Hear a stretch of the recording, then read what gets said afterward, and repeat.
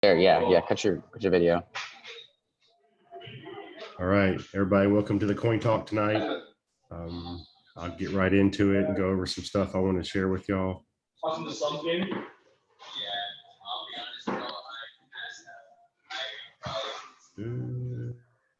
Where is Oh, the Suns are clapping the Chiefs now.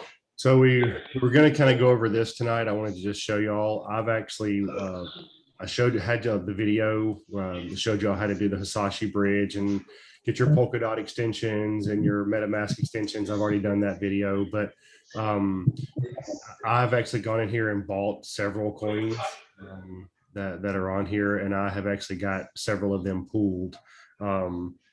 So main one, I was just going to show you the Sora P swap. I pulled in. I put in basically about half a Sora and then about 656 P swap. My pool share is pretty small on this one, but a couple of the ones I'm in, my pool share is pretty big. And as more people start swapping, we'll go this. So I'll do go into a little bit more of this later, a little bit more detailed. But I just wanted to kind of show y'all, like Cobain even said, like, if y'all want to go ahead and start providing liquidity here, it's a good idea. He said early on when Uniswap started doing this and people started providing liquidity, they actually started dropping them airdrops of Uniswap just for being early liquidity providers. So there's slight potential chance that maybe we get some airdrops if we're doing some pools here. So I've got some money in here. So one thing I want to talk about is Google actually lifted their ban on crypto advertisements. So in 2018, they would not let anybody advertise crypto exchanges, wallets, anything on Google at all. Like they stopped it. They just lifted this. It's big. You know what I mean? That, Google's not going to lift this unless they. That's crazy. You're about to probably start seeing like advertisements for crypto stuff on Google, pop-ups and whatever, just things like that. So the big news that he went over was he talked a little bit about GameStop and what they've done with Wall Street Beats and all the stuff they've done with the short squeezes and everything that's happened there. But then he kind of started noticing a couple things, and he went down a rabbit hole of what's going on, and he basically found out that the guy that owns, I don't know if he owns it or he's a CEO, whatever, of Chewy.com, like for dog stuff, wrote a letter to a GameStop basically saying, hey, you've got to pivot. Like you've got to go technology based, get away from the brick and mortar shops if you want to survive. GameStop listened to the point that they hired him as their CEO or board of director or whatever. They hired him on. He immediately jumped on with Matt Feinstein from Loopring, another guy named Fubar who does a lot of NFT stuff. He's one of the biggest NFT people right now. They basically have built already. They have a website. nft.gamestop.com. Okay. Change the game. And you notice what this is. Ethereum symbol. Yep. They're building on the ETH network. More and more and more corporations building on the ETH network. And then you kind of go in, of course, it's a cool little thing. It says power to the players, power to the creators, power to the collectors, whatever. And you notice what this is. This is the address, the contract address for the coin. So you take that and you put it on Etherscan, and it basically pops up GameStop GME token. And you can't buy it yet, as far as I know. I'm tempted to go look later. I didn't get really a chance to look at it, but he what was it? He went down. Oh, there was something he went to, analytics or something, and it showed like line number 937 of the code or something like that. It actually showed this little launch date with the code. He took that code and he put it in here, and it basically said July 14th at 11 o'clock. And I'm not sure what the time zone was on that, but July 14th, the same day as EIP 1559, their GameStop is going to be launching their own token. and I'm sure Uniswap, whatever, all that is where it's going to be. So basically that was kind of the news. Like, he went down this big rabbit hole and found out like they've been hiring people, they're working with people, like they've got this whole thing coming going on. So yeah. Yeah, we're gonna be right on top of that. So That is insane. 10:59, I'm gonna have this copied, and I'm gonna be sitting on Uniswap or whatever I got to do, and I'm gonna buy a bunch of it if I can, because that's probably gonna go wild pretty quickly, and and then long term also. Because what he thinks the plan is like, let's say now you have a PlayStation, you can download a digital copy of a game. Okay. When you download that digital copy of a game, Call of Duty, whatever it might be, you pay 50, 60 bucks for it. You own that game forever. There's nothing you can do with it. What he thinks they're going to do is when you buy a game, you actually buy an NFT of that game. And if later on you want to sell your game, you can just sell your version of the game.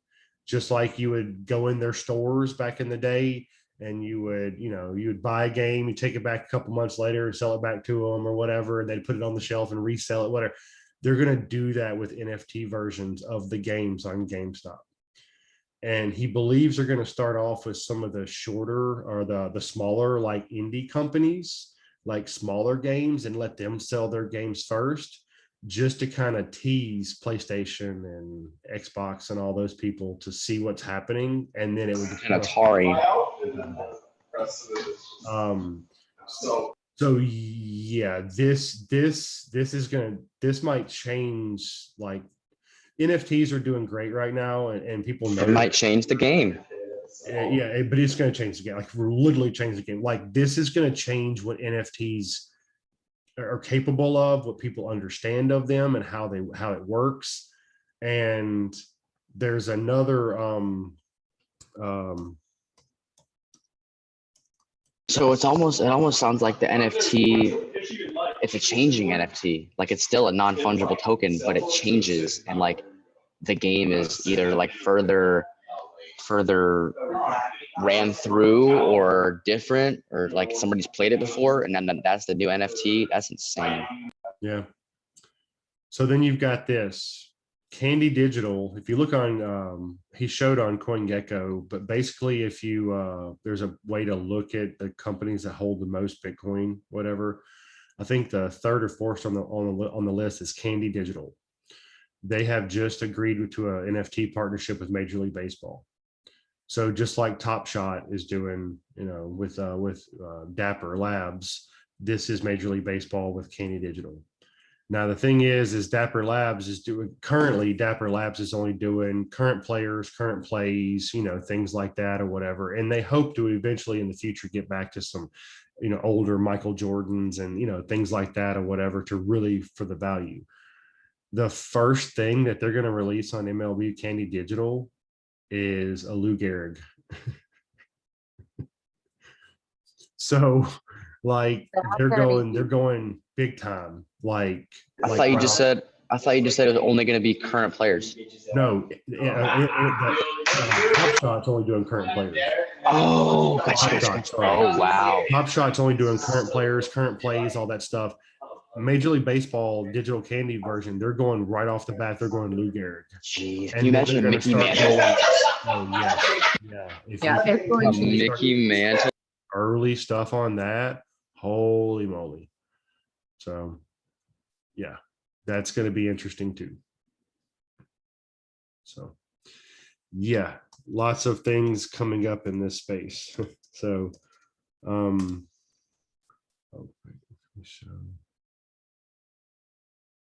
You did super bib. Yeah, I did. BIB. Sorry, I was like, something's not right there. Oh, I did it wrong again. Come on now. Gotta get used to the Mac. So we know about Superbid. It was actually holding a pretty good $10 level for a little while and had a little drop today. But we're gonna have Superbid on his trunks. He's tweeting about it already, and there's gonna have some other stuff coming up or whatever, possibly with auctions from things from the fight. But I just found out today that Atari has also sponsored him for this fight. So Atari and Superbid, two cryptocurrencies, are both sponsoring him for this fight. So he's going to be doing stuff with both of them before or after, whatever, have sponsorship stuff with Superbid and Atari. There's less than 50 million in that market cap. That's crazy. Sotero, was it Tuesday night, was talking about the market cap and the numbers, and he basically was, talking about, if it gets to $1 billion, it's like $180 to $200 a coin, or something like that. If it gets to $1 billion, and $1 billion in the crypto space, especially with what's coming, is not that much money. And with this being a utility token, like you have to buy Superbid to bid on the auctions that they're going to be doing. And they've got athletes and other celebrities that are coming in. Like right now, they're doing like YouTube influencers and stuff like that. And Logan Paul is one of the biggest in the world. I think he's got over 100 million combined. Everything that guy touches turns to ridiculous amounts of money. Yeah. So everything. So, he's on board, but they've got even more people that are coming on to work with Superbid.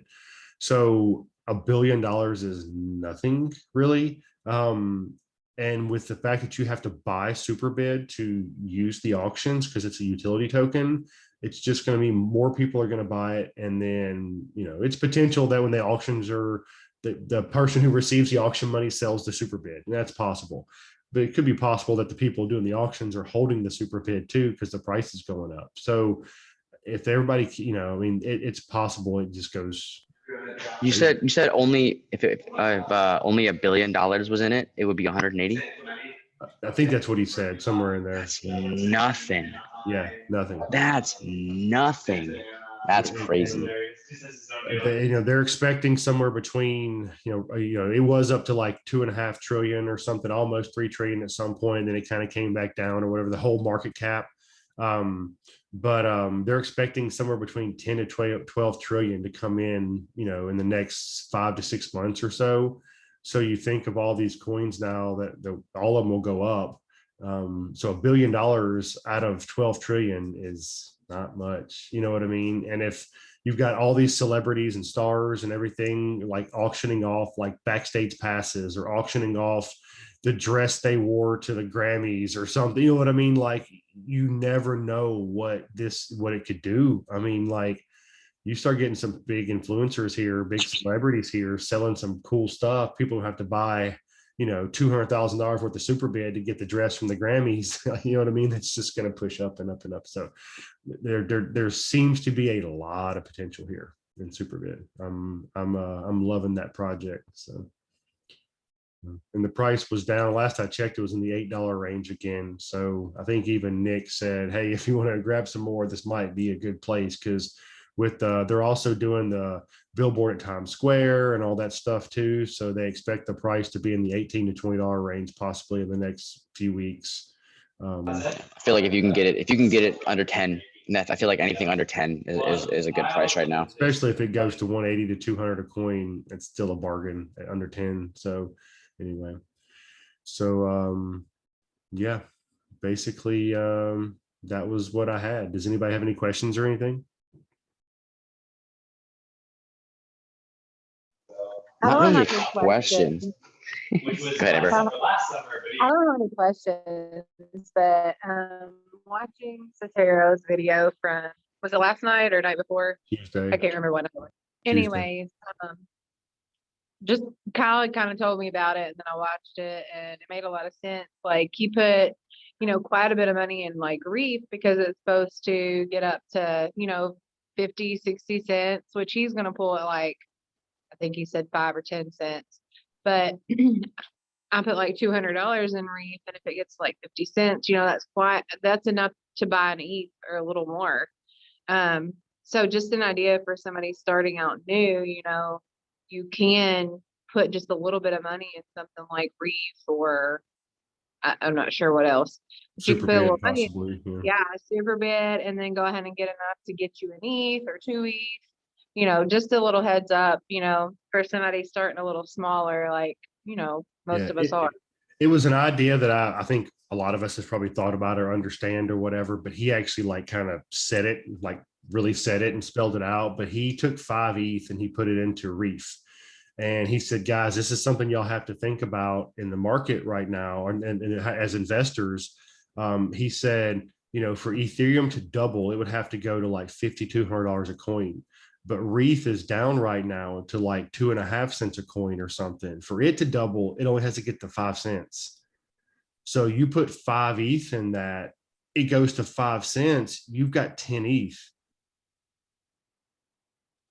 You know, off of a coin, and Right. So and its double your all-time ETH. high was like 7 or something like that. So it doesn't even need to get back to its all-time high for you to turn 5 ETH into 10, or 1 to 2, or half Right. to 1, or whatever. So it's little things like that that, like, yes, like, you know, we want a lot of ETH or a lot of Bitcoin or whatever at the end of the, you know, as it's really peaking, we want as much of that as possible.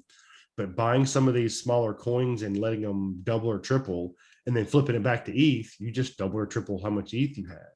You know, and there's a lot of gains to be made in doing stuff like that, especially right now when coins are down, because that was 2 days ago and it's still like 0.026 or something like that. So it really hasn't gone up much.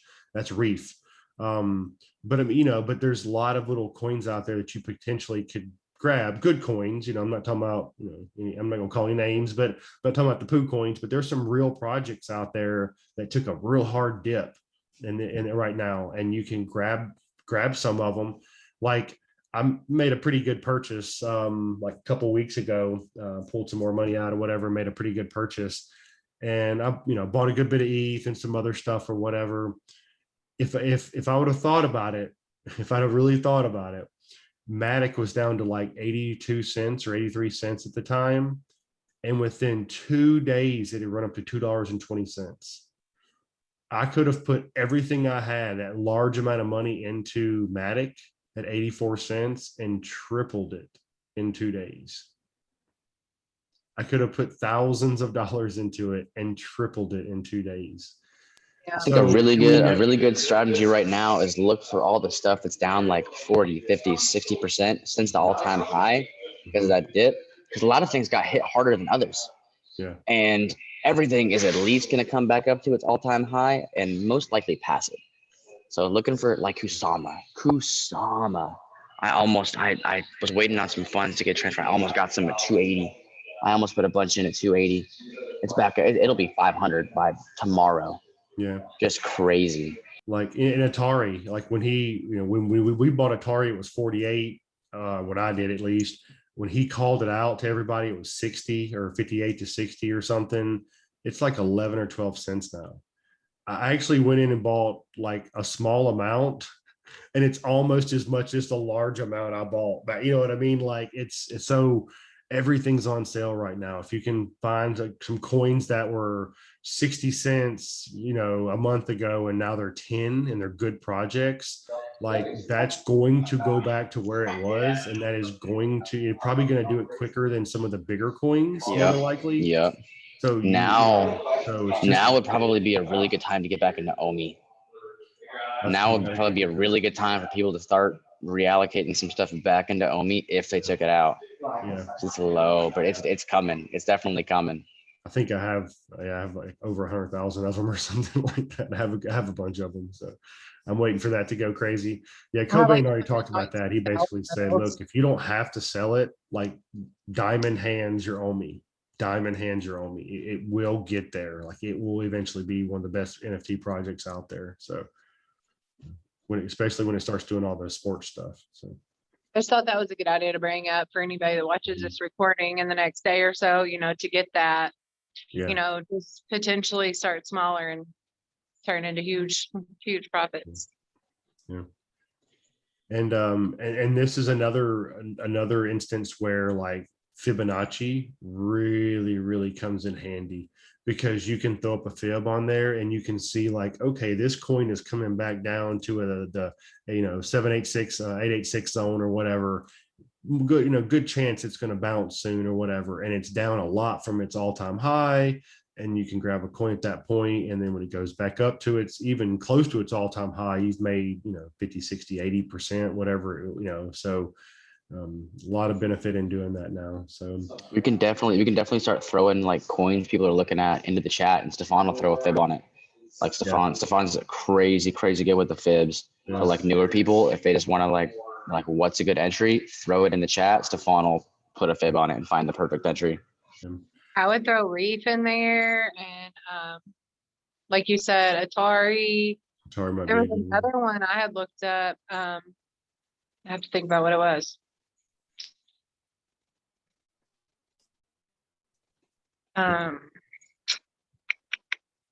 Just heads up, Of I got course, 5 minutes. Kusama made his move. Kusama took off. Yeah. Kusama took off fast. PDEX, yeah. PDEX. Kyle, you want to talk about our little Yeah, thing that's our last PDEX? thing. So we hadn't really like announced it to the group, but we don't know yet. It's something we're kind of working on. I was in the PDEX group, the PDEX Telegram chat, and I actually there's like a moderator in there that answers questions and stuff. And I actually was asking like, hey, can we make some PDEX t-shirts like for us to wear? You know what I mean? Like just for us to wear, like around. Like, is there any copyright infringements, whatever? And like she reached out to me like in a private message and was like, hey, you know, like send us some of your designs, let us know what you're dealing with, whatever. We would maybe like to be interested in working with y'all. And I was like, oh, like she wants us to like maybe have a deal with them. So I've been kind of talking to her behind the scenes, and we're trying to possibly get a meeting with the developers or somebody else, like, and we're actually possibly trying to do some type of deal if we can with PDEX. Yep. I don't know if it'll happen. We're working on it, but she at least mentioned something about they're going to have an ambassador program, like helping PDEX and like doing things for PDEX. And I think it's just kind of a reward program for people that are going out of their way to help them do stuff. So at a minimum, I'm going to get my foot in the door on PDEX ambassador somehow, and see if we can get in there and help them and work with them or something, because I would love to be involved with that project. Yes, sir. And we got a graphic designer. We got the manufacturers to make pretty much everything. And this guy's already working with other crypto companies.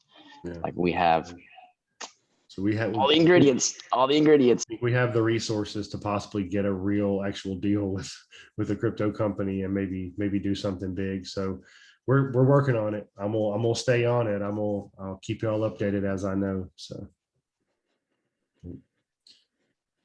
all right. If there's no more questions, we'll go ahead and end it. So.